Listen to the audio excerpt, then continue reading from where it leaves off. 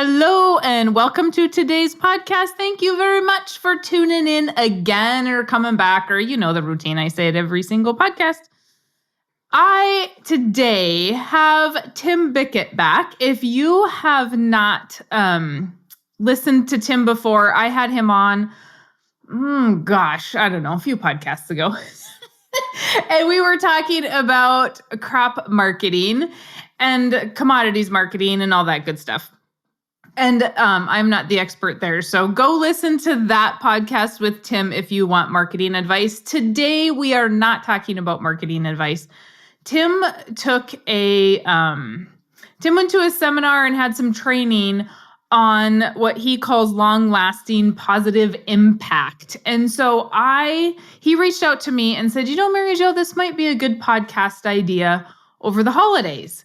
And I said, yes, I love it. And so here we are today to talk about something that I don't talk a lot about, which is relationships and the fuzziness of them. Because y'all remember, I am 100% German and there is no fuzzy anything. And so I have to bring guests on that are a little more fuzzy than I am. So we are going to talk to Tim, and it's kind of ironic because I have been thinking about this book that I read that connects a lot with what Tim is going to talk about today. So we are going to get both of those in. So this could be a long episode. It could be a short episode. I'm not sure, but we are just going to be here to inspire you to talk to those family members that you're going to sit down with at Thanksgiving and at Christmas, if you can, I guess, and your state's not on lockdown for stupid COVID.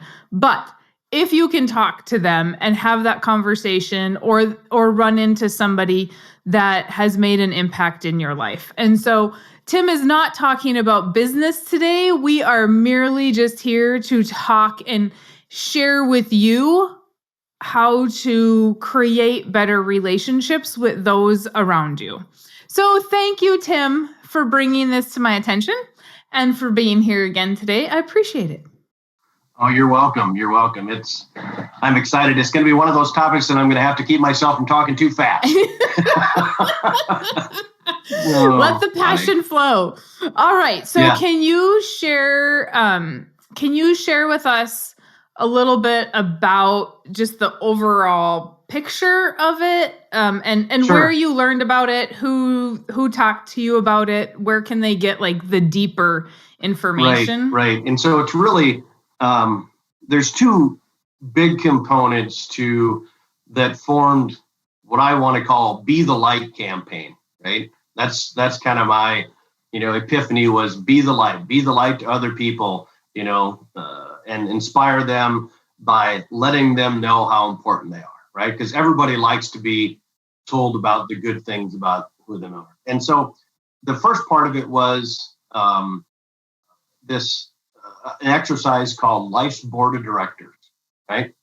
And we had that it was at a business training meeting that I was at, and it was just super cool. And so, it basically, this guy, our leader comes and tells us is, I'm going to show you today how you can have a long-lasting positive impact on others around you. And he asked, who wants to do that? And we all raise our hand, right? Who doesn't want to have a positive impact on people they interact with? And says, okay, so start. It says, I get in front of you is a piece of paper, and it's got an oval that represents your board table in your conference room for your life board of directors, right? So write your name at the top. And he says, no board of directors is full unless you have the right people in the right seats. So I want you to go around this table and I want you to write down the names of people that have had a positive impact in your life. Okay. So you start writing, and then he's talking a little bit about who are these people? He says, they don't, they could be your mother, your father, a coach, a priest, it could be a random person off the street. And there's a person on my board of directors that I've only ever talked to for 30 minutes. I was in a restaurant in Southwest Minnesota early one morning. I'd had a hard week of travel for work. and it was like 5:30, right? It was a 24-hour diner. And I'm sitting at this horseshoe counter up in front, right, by myself. And these guys are in a booth just right behind me. And they were talking and having a conversation about how at the time some of the most popular songs on country music radio had a really good Christian message, right? And so being the shy person that I am, I spun my chair around and I said, guys, I don't mean to interrupt, but I said, I noticed that the other day. I spent 10 hours in a vehicle by myself, and it's just cool. It's just cool that the popular songs of the day had a good Christian. And so we weren't like 2 minutes into this conversation, and Lonnie asked me the life-changing question. He says, Tim, are you a Christian? Lonnie, the guy at the table. Lonnie, this guy I just started talking with, right? He asked me that question. And no one had ever publicly challenged my faith before, right? And I have to tell you that I had a theater scholarship. I've done dozens of plays. I can effectively convey a message. And what changed me was how poorly I answered it. It was kind of a mumble. It was, just, I got out, yes. And he just kind of, okay, And for the rest of that day, the rest of that trip, I thought to myself, I was kind of mad with myself. I'm like, Tim, you are so gifted. How you answered that question of one of the, life's more important questions was in my terms, pathetic. And so I made a promise that if anybody ever asks me that question again, I'll answer it better, which is also hedging a little bit. For 35 years, nobody had answered that question. So probably nobody's going to answer me that question again for another 35, right? So I got a lot of time to prepare. Less than 6 weeks later, I'm on a plane to Washington, D.C., and the gentleman sitting next to me, again, we've been talking, the plane is hardly in the air, and he asked me the same question.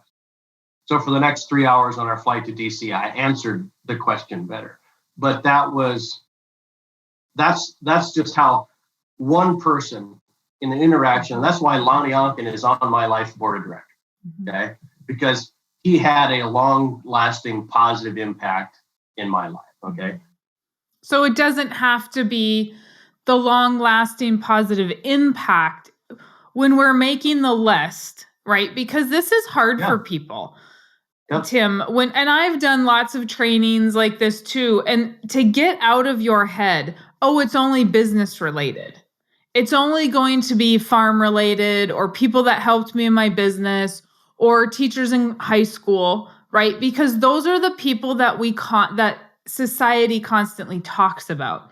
And so if we can, I'm just going to challenge all the listeners, if you can make that list and think about people like Lonnie, who that to most people, that would have just been a question, Tim. Oh, okay, right. I answered that poorly. Right. And so I'm going to do something about it.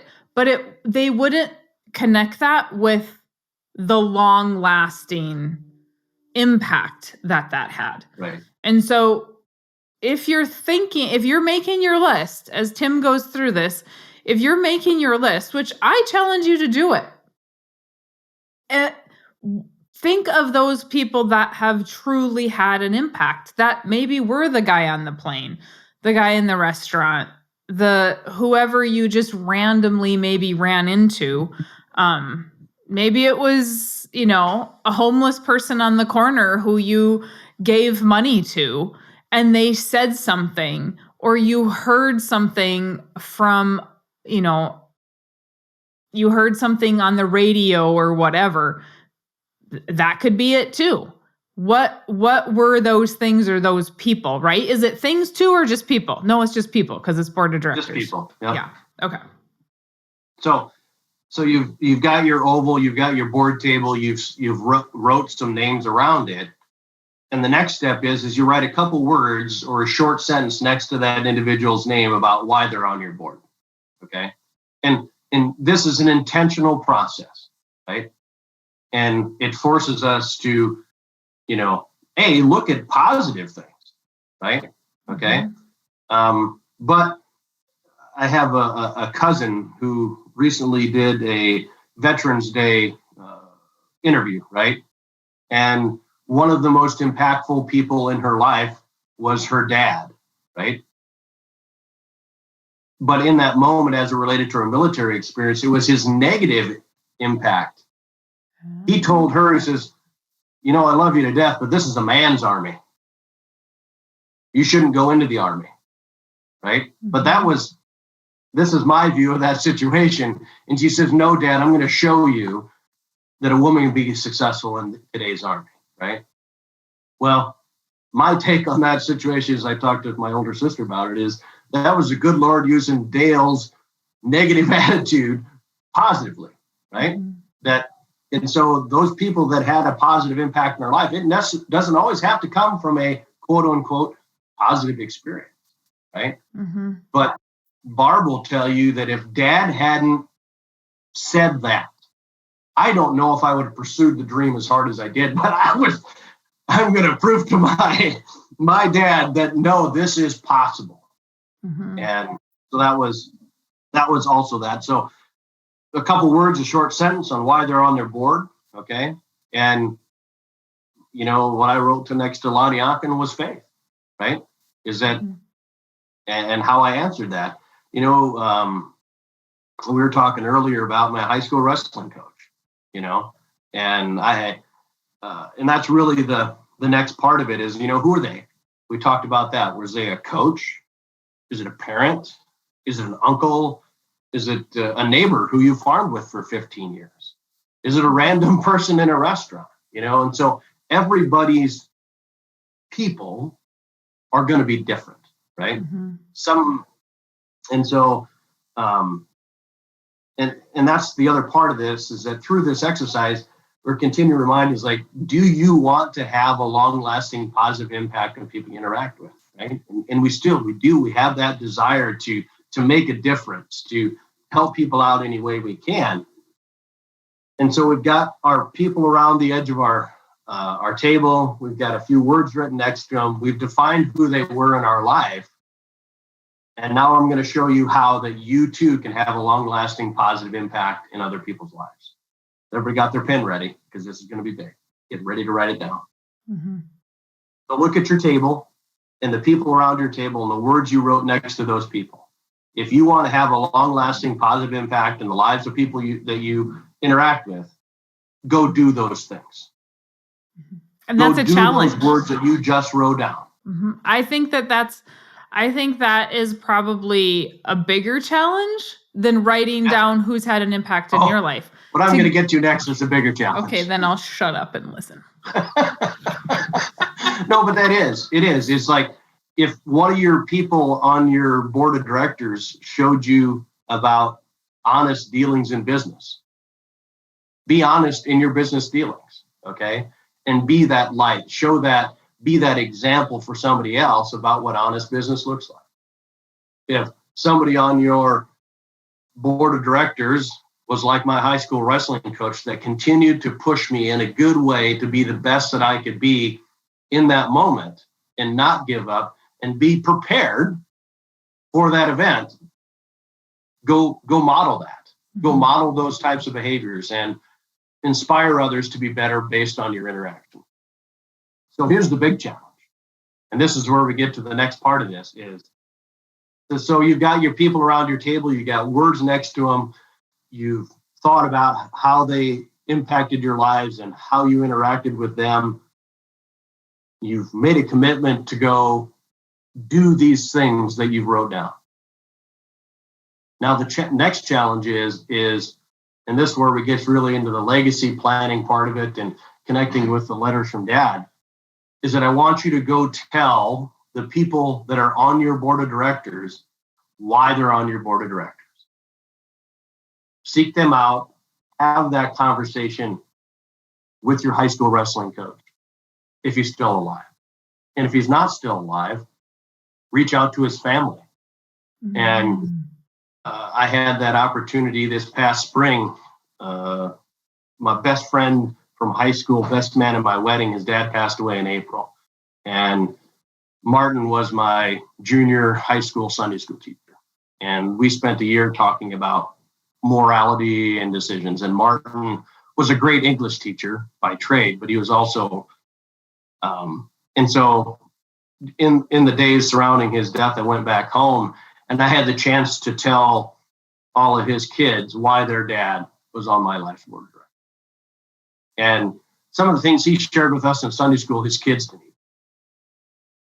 And wow. It was just a really cool experience about, like, him as dad, but this is how I remember your dad. And I just want you to know that that's who Martin Connor was to me. Mm-hmm. And so I was able to catch up with my high school wrestling coach this summer at a sheep show. And now Ken Rummel, he's a Hall of Fame wrestling coach. If they have an Olympics next year, he'll be a part of that coaching team. Just a super guy. But again, how he cared for the people that he were on his wrestling team, and how he taught biology. Just those things. That's why Ken was on my board of directors. It had a positive impact on my life. And so having those conversations, and this is the next piece of it, that if you can't get together face to face with them, whether it's because of distance or the current coronavirus COVID situation we're in, and it's a family member, and better yet, even if you can get together with them, write them a letter, right? Write them a letter and then read it to them. It takes some big bones to do that. So that is my question. It takes some big bones to do either of these. And I just so let's just use me as an example because I started this podcast with it. So I'm not a warm and fuzzy kind of person. Like, I could go my whole life without hugs. I'm totally 100% okay with that. I have the t-shirt with the cactus. No need to hug me, right? And so saying those things, like, obviously, if it's my spouse, it's a whole different story, right? I'll tell Scott how much I love him and how awesome he is and whatever. But to tell a stranger that, and for our parents' generation to say that didn't happen in German country, and to get out of that comfort zone. And I have another client that I talked to about this, and I said, because we were visiting, and he said his dad was not supportive at all, ever, about anything. And he is so different with his children, so different, to the point of just, encourages them for everything. Come on, Dad. Really? Stop it. Like, be quiet. Muff, I know you love me. And I said, why such the change? And he said, because I wanted that, and I promised never to be like that. But how do we get those bones to write that letter, to say that? Like, was that addressed in this whole training that you guys had? So that was the second training. Oh. The earlier training that I'd done. That had its own training. Yeah. It was actually called a program that we did at church, and it was called Letters from Dad. Oh, okay. Okay.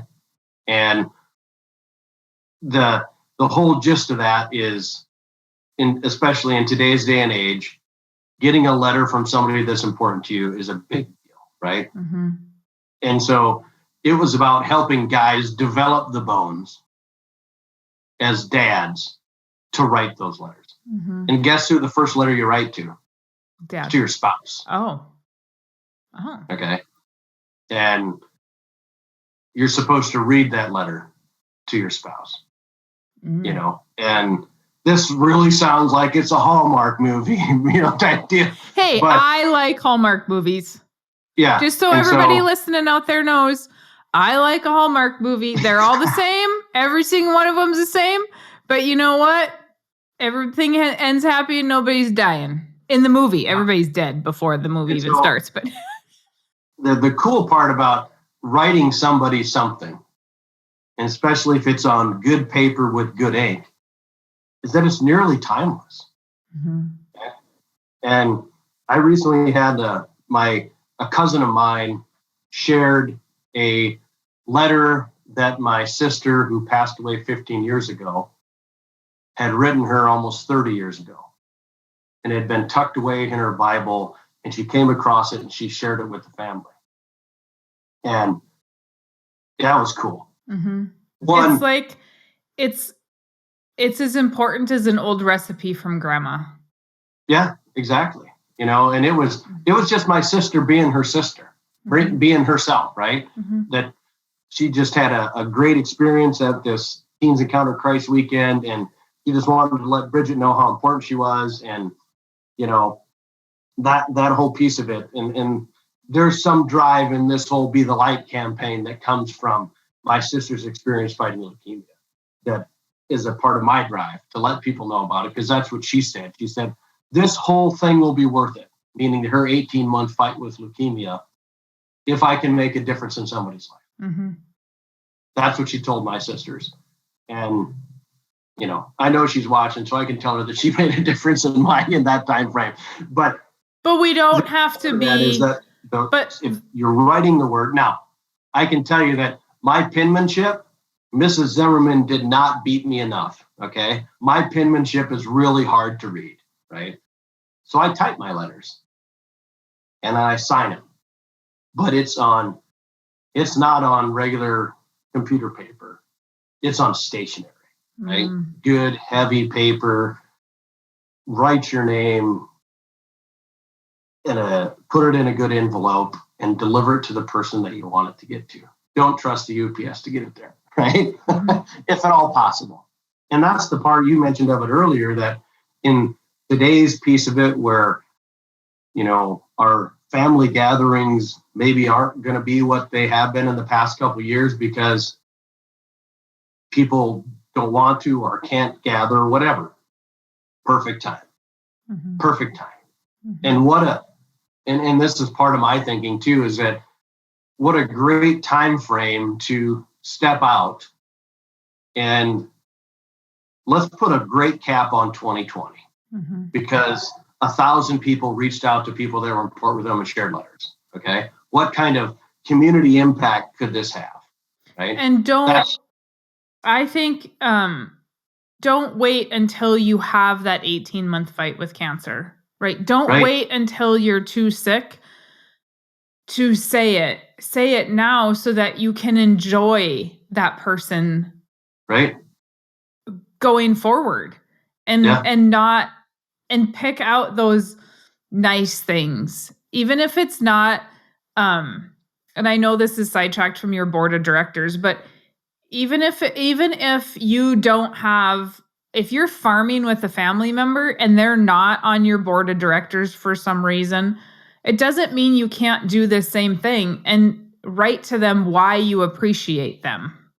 Mm-hmm. Because you are farming together, your family. You appreciate everybody to a different level for a different reason. And so what is it that you appreciate about that person? Because who doesn't like to know that they're appreciated? Yeah. Well, and this is the other part of the written word, right? Is that it doesn't have to be 1,000-word essay, right? The gentleman that put the Letters from Dad campaign together that we took part of, it was based on a sticky note. His daughter, when she was about 15 years old, had something going on at school that day that was going to require an outfit change, right? And so on her second outfit, he just put a sticky note on there that says, "Have a great day. Love you, Dad." Didn't think nothing of it. You know, that's just whatever. Knew it was an important day for her. And so he's moving her home from college 8 years later. And he goes into her closet, and what's on her hanger? A sticky note from Dad that said, "You're important to me. Have a good day. Love, Dad." Right? Mm-hmm. And so even if it's that, it doesn't have to be, again, a long diatribe. It's a note.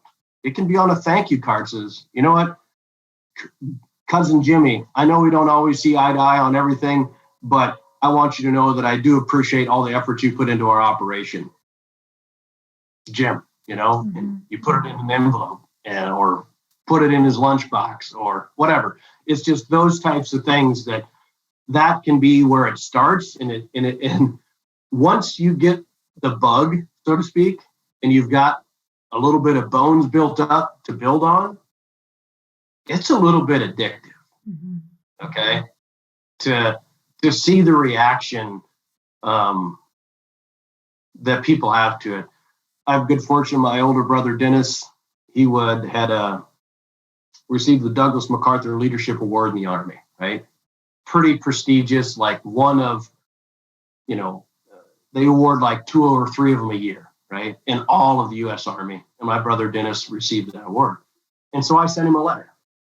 And says, hey, I'm super proud of you. Proud to be called your little brother. This is cool, and when you get this letter, give me a call. Okay. That's the gist of my letter. And I know how long the mail takes to get to where he lives, and I hadn't heard anything from him. And I called his wife one afternoon and I said, Angie, did Dennis get my letter? She's like, oh yeah, he got your letter. I'm like, perfect. That's all I wanted to know, and so that part of it it's just cool. The way that a simple act of being intentional and thinking about people that are important to us and then reaching out.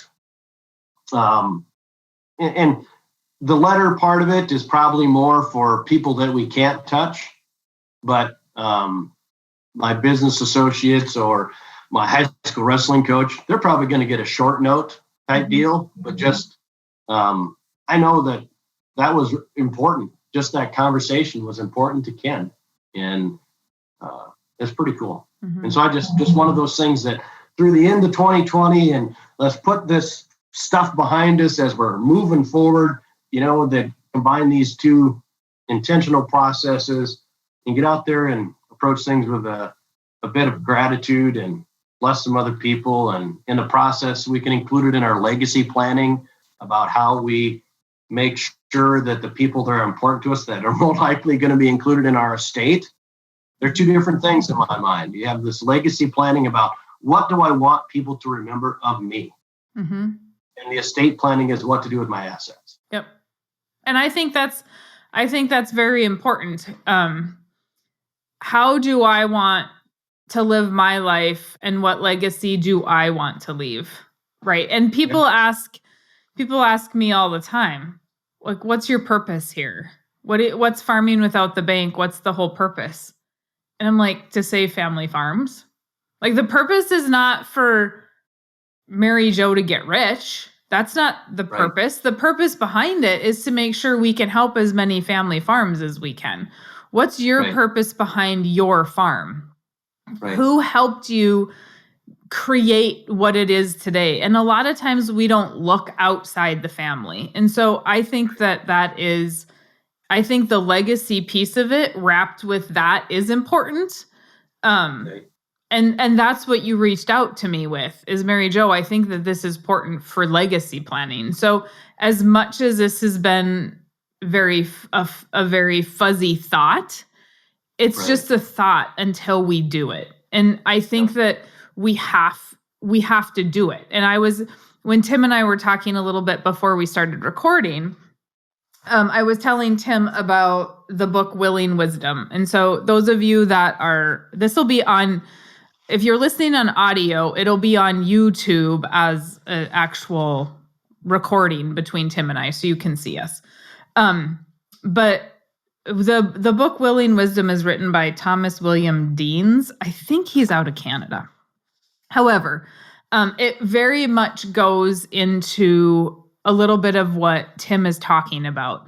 And so it's great to have this board of directors reflect on who has made those impacts, how you want to make impacts going forward. But it was funny, Tim, because when I was going over your notes a little bit before we started talking, in the book, he says, silence is the great destroyer of wealth, relationships, and human potential. Wow. And right? Because if we don't tell people, if we don't do those letters, if we don't tell people how much we appreciate them or what they've done for us, how do they know? Right. And if people don't do, if people do things for the right reason, they don't expect to get that back. They can just see that they do it because they're happy, right? They can see they're creating happiness in people.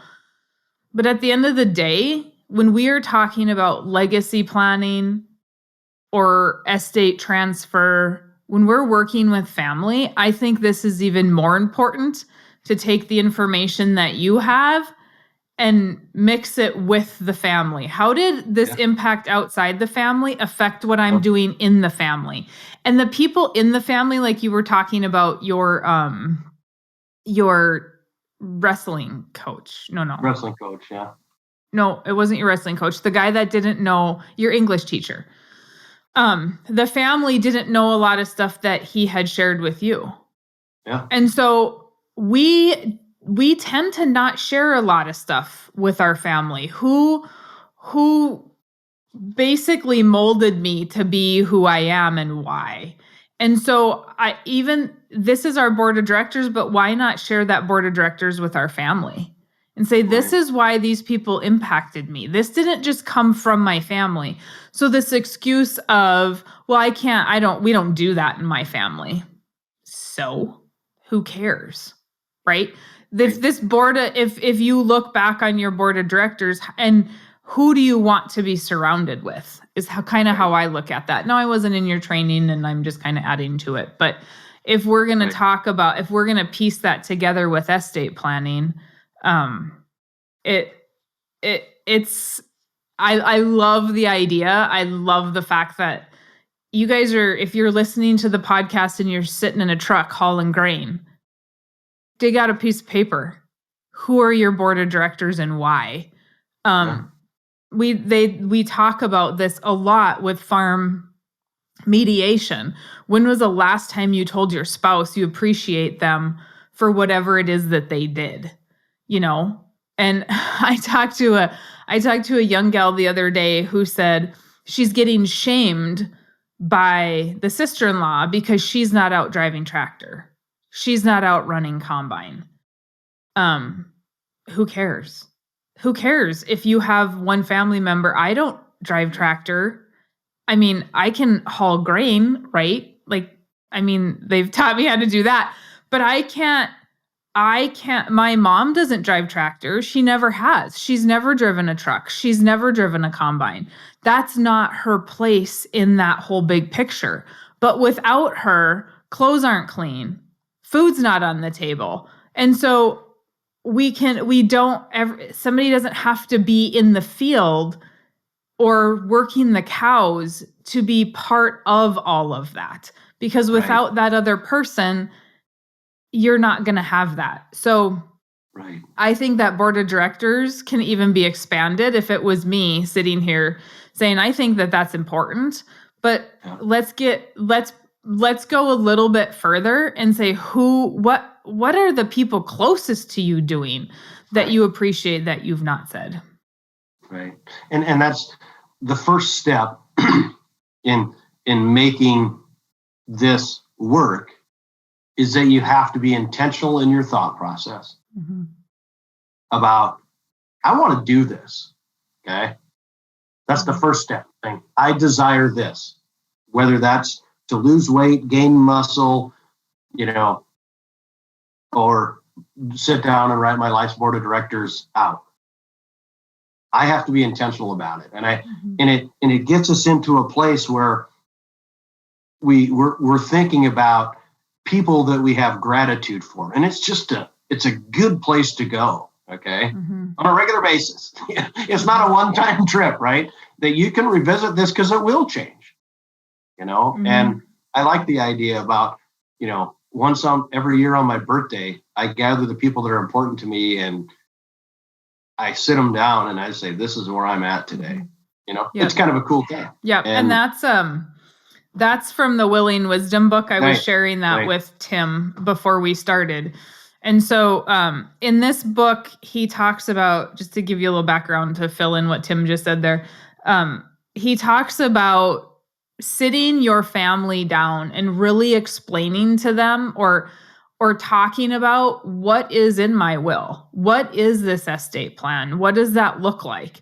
And the storyline in this book, he sat down, he got his family together every year on his birthday, and they talked about him dying. Like, it sounds crazy, but guess what? If you talk about dying, doesn't mean you're going to die the next day. So Right. he sits down and he brings them all in and he asks some questions. And there's questions in this book of what you need to be asking your family. And those questions are, if we leave you an inheritance, what are you going to do with it? How are you going to treat that?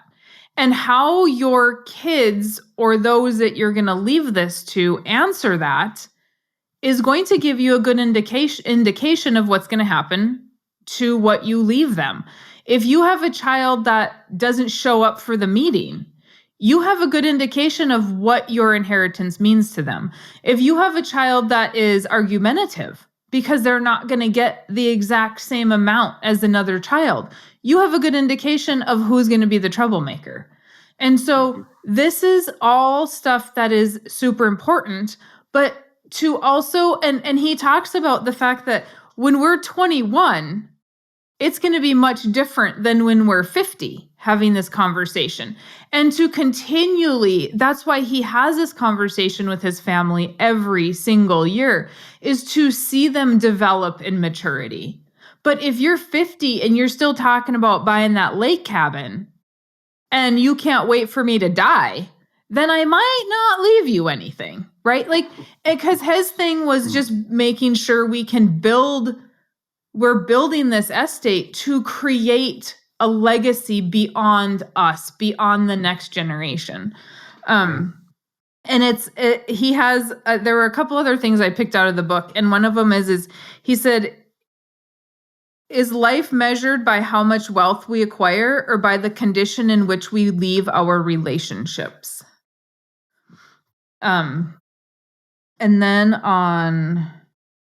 and I don't want to get too much in this book because this isn't what it's about, but it very much relates to what you are talking about. Just another resource, I think, to bring together, these two programs were separated in my life by almost a decade. Oh, awesome. Okay. Mm-hmm. And it's just how they've come together. Yeah. And everything's going to speak differently. He also says this isn't a function of being rich or having expensive advisors. It's a function of people deciding to treat their will as an opportunity to engage their intended beneficiaries and write the future together.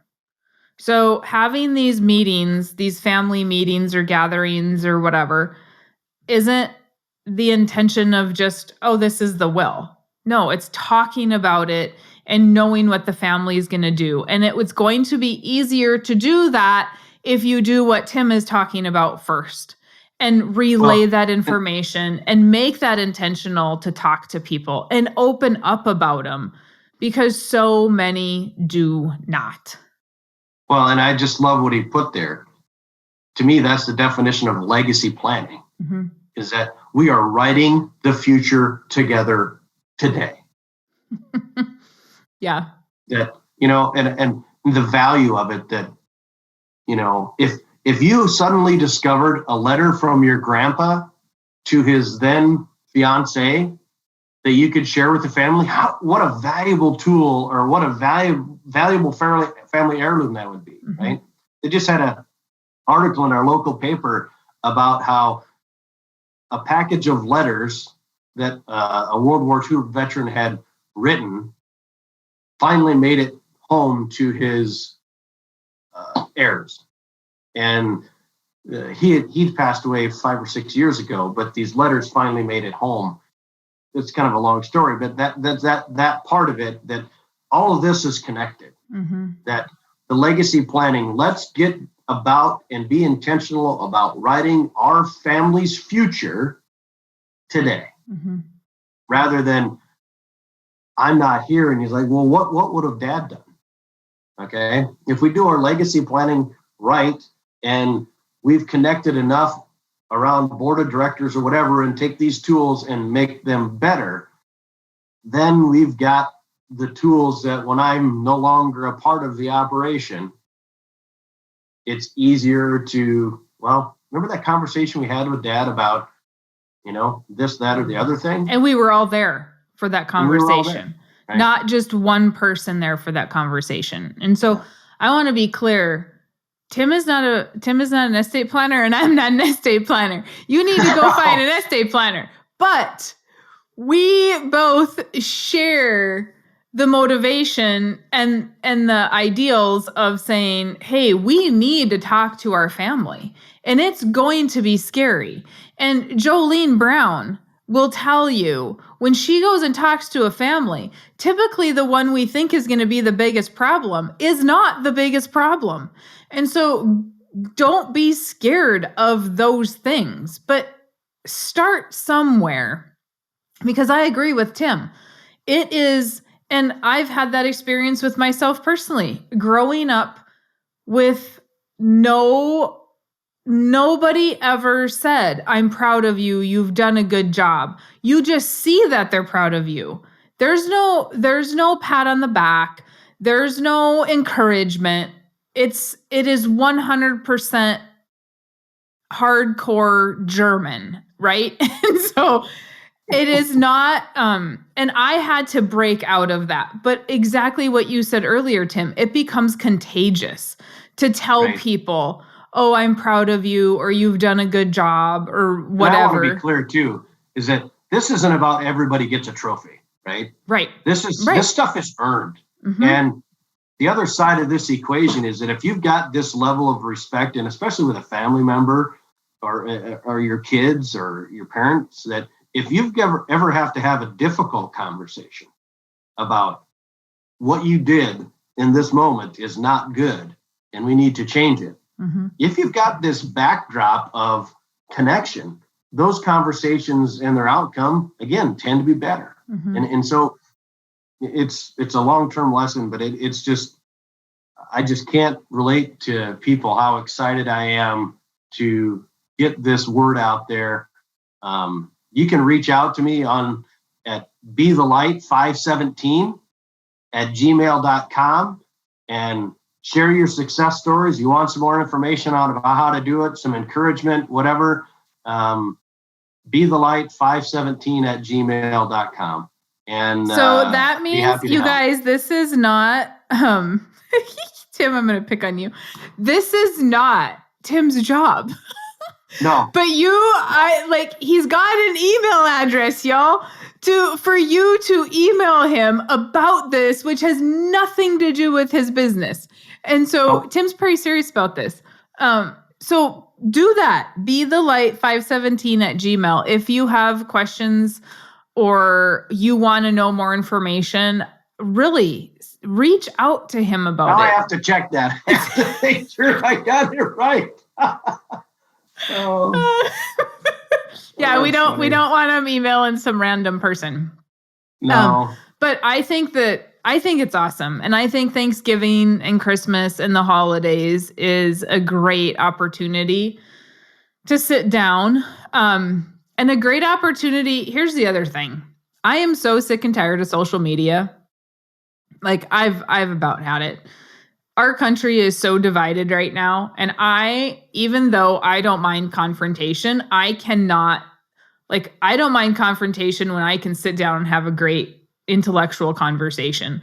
But when people are screaming and yelling at each other, I am so done with it. And so we can sit in our truck in line to dump corn. We can sit in our truck and we can listen to talk radio and get all ticked off. We can look at social media and get all ticked off, or you can create your list of board of directors, right? Right. And I did find that email again, and I did make an error. It is bethelight@Matt517. bethelight@Matt517. Matt, like M-A-T-T? M-A-T-T 517. Okay. bethelight@Matt, M-A-T-T 517. The Gospel of Matthew. So bethelight@Matt517. Okay. Got it. Bethelight. At Gmail. Matt517 at Gmail. Yep. Okay. Well, I'm glad you looked. I wanted it to be Just Be the Light, but that one was already taken. Oh, awesome. Yeah. So I encourage you guys to do that. And I know this was maybe a little bit sappier than normal. However, I get a lot of feedback when I do podcasts like this that people will share this with family members, or they will share these things with people, because it is an easier way to start that communication sometimes, to just share it and have people like Tim and I talking about it and getting the family to think, getting friends to think outside the box. But being that hard, and I always think it's funny, I have friends like this that are very hard and cold, and they wear that as a badge of honor, that I'm not letting anybody in and the world stinks and blah, blah, blah. And that is, if that's the badge you want to wear, go for it. But guess what? Who are you impacting in life and you haven't even thought about who impacted you. So take your stinky attitude and go someplace else. Like, I am not I'm still a little bit, I'm not going to pat you on the back. I can pat you on the back so long and encourage you so long. But if you choose not to take that initiative to do something and make that change, and it's going to be hard because you wore this badge of honor for a very long time, that I'm mean and I'm hard and I'm cold and I don't want anybody taking advantage of me. That's going to be hard to break that wall. But if you share a podcast, that might help break that wall just a little bit, to at least open the door to have that conversation. Yeah. And again, this might not be for everybody. I get it. But at the same time, it is one of those things that it is too important to not share how to get better at it. That's the whole piece of it. That, again, like I said, these two trainings in my life were a decade apart. And it was just things that happened recently that says, you know what? I need to get better. Mm-hmm. And the best way for me to get better is to share this message with other people about how to get better. I'm not perfect, never have been, never will be. But at the end of the day, it's been a cool experience in my life about seeing what inspired by letting other people know how important they are to you, and it is a great thing. And I hope we can help people along the way. Again, feel free to reach out to me on that email with questions, and I'll share some other stories. I mean, I just tipped the iceberg today. Yeah, so. And Tim is kind of like me, likes to visit. So if you want to visit with him, give him a call. He'll visit. Yep. Okay. Well, thank you. I think with that, we'll wrap it up. Thank you, Tim, for sharing that. Thanks for reaching out to me. I appreciate it. And it's not often that I have a lot of people reach out and say, oh, I think you should do this and this and this on your podcast, right? And so it's not often that I bring stuff in that isn't related to farming without the bank, because I do like to kind of keep it financial, but the legacy part of it and the piecing it together, I think, is awesome. So thank you. Awesome. Thank you. I appreciate it, Mary Jo. You're welcome. Thank you. Okay. So I just want say thanks for listening, guys. I hope that you enjoyed this. Please, if you have questions, comments, concerns, ideas, please email me, maryjo@withoutthebank.com, and I am happy to answer those for you. If you have not gotten the book, Farming Without the Bank, please do that. If you are looking for the Willing Wisdom book, I'm sure you can get it somewhere online. I had it sent to me by somebody, and it is absolutely awesome. I don't have any of them. Otherwise, I would put them on my website. But I'm having a hard time getting a hold of the guy that wrote it. So anyway, okay, let me know if you need anything. Otherwise, we'll see you in the next episode. Have a good one.